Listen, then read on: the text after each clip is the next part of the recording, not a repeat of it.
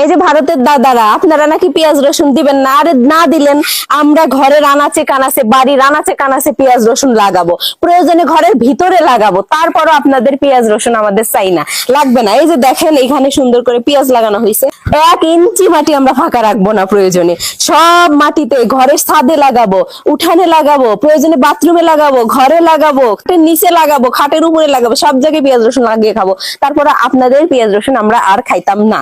এই যে এখানে দেখছেন আমরা রসুন লাগাইছি, ওই পাশে পেঁয়াজ লাগাইছি, এইখান দিয়ে দেখছেন আমরা কত সুন্দর করে মানে বাড়ির এই আনাচে কানাচে আমরা কোনো অংশ ফাঁকা রাখি নাই। আমরা পরিশ্রমী, আমরা পরিশ্রম করতে জানি, আমরা বাঙালি, আমরা হাঁটতে শিখি নাই। এই যে দেখছেন এখানে কত সুন্দর করে পেঁয়াজ লাগানো হয়েছে, এবং এই যে বাড়ির যে আঙিনায় এই পেঁয়াজ দিয়েই কিন্তু আমাদের খাওয়া টাওয়া সব হয়ে যাচ্ছে, অর্থাৎ আমাদের বাজার থেকে কিনে খেতে হচ্ছে না। এর থেকে বড় কিছু আর পাওয়ার নাই, এটাই মানে অনেক কিছু আমাদের কাছে। তো আমাদের মতো